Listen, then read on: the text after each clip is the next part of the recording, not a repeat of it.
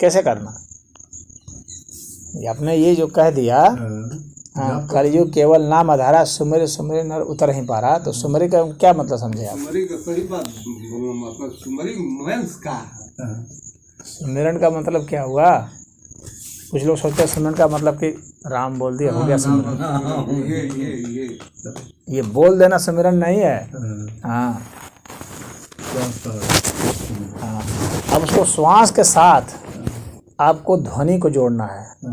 जो हम बोलते हैं बोलना, वो क्या है? वो भी ध्वनि है, उच्चारण है ना, वो ध्वनि है।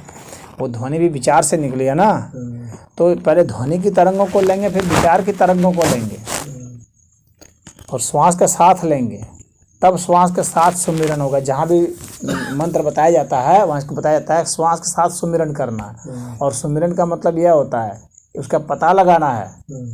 सुमिरन का मतलब कि उसको रटना नहीं है। रटेंगे तो क्या कि फिर वो तो भौतिक ही रह जाएगा। खाली आप बोल रहे हैं, राम राम बोल रहे हैं या ओम ओम बोल रहे हैं, नहीं, वो पर्याप्त नहीं है। बल्टियाँ लगा दिए रे, देखो कोई क्या हालत है, देख लिए रे, हम लोग छल कर रहे हैं। अगर ऐसा उस तरीके से फिर कहाँ कोई पार उतरता है, कहाँ कोई कंट्रोल होता है? तो इसलिए आपको ऐसा करने वाले जो जिस तरह से आप सुमिरन बता रहे हैं ना, वैसे सुमिरन करने वाला का क्या काम क्रोध लोभ मोह ये सब बस में होता है? नहीं होता है। इसका मतलब है सुमिरन नहीं हुआ। अगर ये कंट्रोल हो रहा है तो सुमिरन हो रहा है। अगर उसका इफेक्ट आना चाहिए ना, रिजल्ट में आना चाहिए ना, रिजल्ट आना चाहिए उसका। अगर रिजल्ट नहीं आ रहा है इसका मतलब सुमिरन नहीं हो रहा। सुमिरन आजकल चारी ओर अखंड रामायण चलता, कहीं कुछ से हासी तो वो मन के स्तर तक पहुंचना पड़ेगा ना। तो लोग सुमिरन का उटपटांग समझ लेते हैं मीनिंग, और उसके बाद सोचते हैं इतना ही पर्याप्त है। योग का अर्थ समझते हैं, आसन लगा लिए, देह तोड़ दिए, हो गया योग। रामदेव जी के हिसाब से योग हो गया। तो इस तरह का योग नहीं होता है। योग जो है पतंजलि जी ने जैसा बताया है, जहाँ तक पहुँचाया है वहाँ तक पहुँचने के बाद उसको योग माना जाता है। इसको योग आसन कहते हैं, योग नहीं कहते हैं। योगासन, योग आसन कहते हैं। योग का एक अंग है सिर्फ आसन। हाँ, अगर परमात्मा तो उसी तरह से जो आप बोलते हैं ना, ओम ओम चाहे राम राम, तो वो सुमिरन नहीं है। सुमिरन का वह एक अंग है, शुरुआती अंग है। हाँ, अभी माला आपको पकड़ा दिया जाता है शुरू में, माला पकड़ाने से होगा? कबीर ने नहीं कहा है माला फेर झुक गया, तो क्यों कहा? इसका अर्थ यह नहीं है कि आपको माला नहीं फेरना चाहिए, नहीं। अगर इसका कोई ऐसा अर्थ लगाता है तो भी गलत है। हाँ, इसका अर्थ यह है कि माला जो है आपके शुरुआत के लिए है। आप सुई को खाली फेरते रह गए तो गड़बड़ा जाएगा मामला। और मन का मैं फिरे तो फिर माला फेरना। वही तो कबीर दादी तो वही लेकिन जिसका भी अभी वहाँ तक पहुँच नहीं है, वो कम से कम वो माला फेरने तक रहे, वहाँ से शुरुआत करे। लेकिन वही अंत नहीं है, वहाँ से फिर आपको और आगे जाना है। गुरुजी, आज 5 शब्दों के साथ आपसे विदा ले रहे हैं। परमात्मा, वैसे जो परमात्मा के स्वरूप बताए गए हैं, अगर हम सिर्फ उनका भी स्मरण रखें, याद रखें, तो भी हमारे आचार विचार व्यवहार चरित्र सब में परिवर्तन हो जाएगा। बात समझे कि नहीं? जैसे अगर हमें बताया गया है ना कि सत्य स्वरूप है, तो इसका मतलब है कि हम सत्य का आचरण करें। न्याय स्वरूप है तो हम न्याय का आचरण करें। प्रेम स्वरूप है तो प्रेम व्यवहार करें। ज्ञान स्वरूप है तो ज्ञान में हम लीन रहें, खोजने में हर समय नई नई खोजें, जानकारी होनी चाहिए। ये कैसे होता है, ये कैसे होता है। हाँ, परमात्मा जो है आनंद स्वरूप है, तो हम आनंदित रहें, हमारे में दुख दर्द ये सब ना रहे, ना हमारे में रहे, ना हम किसी में ये बांटें दुख दर्द। हाँ, मेरा यही तो यह वह जो बताया गया है परमात्मा का स्वरूप, उस स्वरूप को ही इसलिए कहा जाए ध्यान करो। ध्यान करो का मतलब कि उनके विषय में जो बताया गया है उसको आप पहले समझ लीजिए, अच्छा से विश्लेषण कर लीजिए, और फिर सोचिए कि मुझे भी इसकी नकल करनी है। परमात्मा का आप तो मुकाबला अभी तो कर नहीं सकते, तो हमें तो नकल करनी है ना भाई। वे 100 सत्य बोलते हैं तो हम 50 सत्य बोलेंगे, 60 बोलेंगे, कुछ तो बढ़ेंगे आगे। वो सदा न्याय करते हैं तो हम कभी कभी न्याय करें, वहाँ से बढ़े। हाँ, कुछ तो बढ़ेंगे। और अब देखेंगे कि आप जितना है उसमें बढ़ते जाते हैं, जितना प्रतिशत उतना ही ज्यादा आप जो है भीतर से संतुष्ट होते जाएंगे, अब आपने कहा उतने भीतर से सुखी होते और जाएंगे, अपने अंदर परिवर्तन आता जाए। आपका परसेंटेज बढ़ता जाएगा, उसके आगे का ज्ञान पूर्ण हो बताया। जाएगा। है? अभी तक हम आपकी अवस्था 70 साल हो गई। 70 साल में आप इस ज्ञान तक पहुँचे कि सुमिर सुमिर मन नर उतरे पारा। गुरुजी ने उसके आगे की अवस्था बताई कि उस सुमिरन को सांस से जोड़ना। अगर आप अपने जीवन में इसको ऐड करते हैं तो आप ज्ञान को ऐड करते हैं, यानी परमात्मा की ओर एक कदम बढ़ते हैं। और सुन करके फिर चल दिए, और कल को दूसरी जगह बैठ करके भी वही बात हमने कहा, सुमिर सुमिर नर उतरे पारा।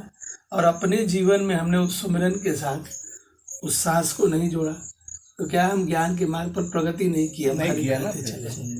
तो हमारी यात्रा ये है कि सत्य में हम जहाँ तक हैं उसके आगे के सत्य, न्याय में जहाँ तक है उसके आगे के न्याय, ज्ञान में जहाँ तक है उसके आगे के ज्ञान, प्रेम जितना दे रहे हैं उसके आगे के प्रेम, और आनंद में जितना है उससे आगे के आनंद में अगर चले जाएं तो इसका मतलब हम परमात्मा हम आगे बढ़ाएंगे तब तो आपका प्रतिशत पूरा हो जाएगा। तो इसीलिए परमात्मा का एक और चीज नाम है, वो है पूर्ण।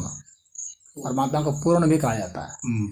तो आप अपने को पूर्ण बनाने की कोशिश कीजिए कि कैसे हम अपना प्रतिशत को बढ़ाते बढ़ाते बढ़ाते 100% करते हैं, तो आप पूर्ण हो जाएंगे। आनंद है। समझ गए? तो सुमिरन में जो है आप ध्वनि को समझिए।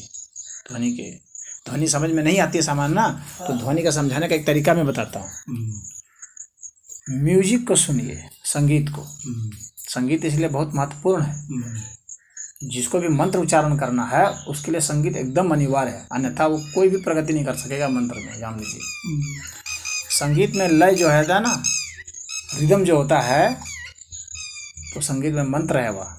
क्योंकि किस ध्वनि को, किस वर्ण को हमको कैसे बोलना है, कितने ताकत से जो बोलना है, किस जोर से बोलना है कि वो ऐसा ही निकले। तो आपको संगीत को गौर से सुनना है, और सुनने के बाद क्या करना है, नकल करनी है। बात समझ लीजिएगा। कोई गाता है ना, तो गा कर सुन लिया अच्छा से, अब आपको नकल करनी है। और नकल करनी ऐसा कि एकदम आपको लगे कि हम उसको पूरा का पूरा मिला दे रहे हैं। तब इसका मतलब होगा कि आपको अब बारीक पकड़ हो रही है ध्वनि की, जिसको सुमिरन बोला है ना, ध्वनि की बारीक पकड़ होनी चाहिए। तो ध्वनि की बारीक पकड़ आपको तब हो जाएगी। तो जितने अच्छे अच्छे गायक हुए हैं उनका आप सुनिए, और सुनने के बाद नकल करने की कोशिश कीजिए। जिस तरह से वे उतार चढ़ाव करते हैं उस हिसाब से तब इसका माइंड आपका वर्क करेगा, पूरा माइंड आपका काम करेगा उसके हिसाब से, कि इस तरह से वो आपके शरीर को सक्रिय करेगा कि आपके जो ये हैं कंठ और तालु, जीभ, ये सब उसके साथ लयबद्ध होंगे और वैसे ध्वनि निकलेगी और आप उससे मिलान कर पाएंगे। तब आप समझ जाएंगे कि मंत्र किस तरह से चलता है, ध्वनि का क्या प्रभाव है। और तब ध्वनि की तरंगों को आप जानेंगे। जब तरंगों को आप जानने जाएंगे तब जा करके फिर ये मैंने कहा था ना कि तरंगे में ऐसे मिलती हैं सांस के साथ, तो आपको समझ में आएगा। तब वैसे सुमिरन होगा, उस तरह से आपको चलना पड़ेगा। और खाली फ्लैट राम राम बोल दिए, ऐसे नहीं होगा। क्योंकि आराम को हम कितने तरीके से बोल सकते हैं ये आप अभी जाने ही नहीं। राम को हम कितने तरीके से बोल सकते हैं इसका अनुसंधान करना है। हाँ, और अलग अलग राग में अलग अलग तरीके से राम को बोल सकते हैं। राम ऐसे बोल सकते हैं, राम ऐसे भी बोल सकते हैं। समझ रहे हैं? तो ये तरंगें जो उत्पन्न होती हैं, हम अलग ढंग से बोलेंगे तो उसका बोध होना चाहिए, तभी जाकर के हमको ध्वनि विज्ञान का बोध होगा। और ध्वनि का जब हमको बोध होगा तो जैसे मैंने कहा कि तब हमको सूक्ष्म पदार्थ के सूक्ष्मता में उतरेंगे। जब तक हम ध्वनि की तरंगों पर नहीं जाएंगे, पदार्थ की सूक्ष्मता में नहीं उतर सकते। तो ये मंत्र का विज्ञान है। इसीलिए पूरा वेद में पूरा साम वेद है, हाँ, वो मंत्र पर है। फिर गंधर्व उपवेद है, वो मंत्र पर है। तो वहाँ संगीत के, इसीलिए संगीत का स्रोत वहाँ से माना जाता है, सामवेद से। हाँ, अन्यथा ऐसे इस तुक्के से खाली हम सुमरे सुमरे नर उतर ही पारा, मतलब हम खाली राम राम बोल दिया उतर रहे पार। ऐसे बोल के कौन उतरा है जरा बताए? कोई नहीं उतरा है। इसी का मतलब ये फॉल्स है। जब तक वो घटना नहीं घटित होती है तब तक फॉल्स है वो। आपको इस तरह से वो करना है कि उसका रिदम पकड़ना है। अब उस रिदम को क्या करना है, आपको अपने भाव के साथ और अपने विचार के साथ जोड़ना है कि अब उस तरंग का जो हम उच्चारण करते हैं उसका क्रोध के साथ क्या संबंध है। क्रोध की जो तरंगे हैं, भाव, क्रोध में भाव तरंग है, क्या भगवान का हाथ जोड़ के तो उस भाव तरंग के साथ हम कैसे जोड़ते हैं। क्या फिर तुम गुरु जी बात समझ रहे हैं, आज काफी सूक्ष्म बातें हो रही है। तो भाव के साथ हम कैसे जोड़ते हैं बोले ना उस सूक्ष्म तरंग को, तब हमको समझ में आएगा कि अब हम ऐसा उच्चारण करते हैं तो इससे जो है हमारा क्रोध शांत होता है, या ऐसा उच्चारण करते हैं क्रोध बढ़ता है। आप कभी गौर किए, जब हम क्रोध करते हैं तो हम कैसे बोलते हैं, बबलू अपना हमारी आवाज़ कैसे हो जाती है, हम चिल्लाते हैं, चीखते हैं, करते हैं ना। इसका मतलब जब हमको क्रोध करना होता है तो हम चिल्लाते हैं। तो इसका अर्थ क्या हो गया कि हम संगीत से हट जाते हैं। क्रोध गए संगीत से, तो हम अलग ध्वनि के तरंगों पर चढ़ जाते हैं। तो हमको उस आवृत्ति से बचना है, यदि हमको क्रोध से बचना है तो, समझ रहे हैं। और जब हम शांत रहते हैं तो हम कैसे बोलते हैं, तो अब हमको वह ध्वनि पकड़नी है, वह तरंग पकड़नी है। तो अब इसको हम इसके भाव से जोड़ दिए क्रोध से, तब हमको समझ जाएंगे कि ओ क्रोध ऐसे काबू होता है। हम जब इस तरंगों का प्रयोग करते हैं तो क्रोध ऐसे काबू में आ जाता है। बात समझ में आ रही है ना। उसी तरह से जब काम वासना उठती है तो उसकी एक अलग तरंग होती है। कौन, हाँ, तो हम सोचेंगे कि हम किस ध्वनि का प्रयोग करेंगे कि ये काम वासना समाप्त हो जाती है। हाँ, या उसको हम बदल सकते हैं अपने, जब हमको जरूरत पड़ेगी तो हम कामुक भी हो सकते हैं, जब जरूरत पड़ी तो हम ब्रह्मचर्य भी हो सकते हैं। उसी तरह से लोभ की अलग तरंग होती है। तो अब इसको बहुत सूक्ष्मता से अध्ययन करना है। सुमिरन का मतलब ये ऐसा है, अध्ययन किया, उसके साथ उसका लिंक किया, उसको जोड़े उसके, और जोड़ करके फिर उसको प्रयोग में लाए। बात समझ गए।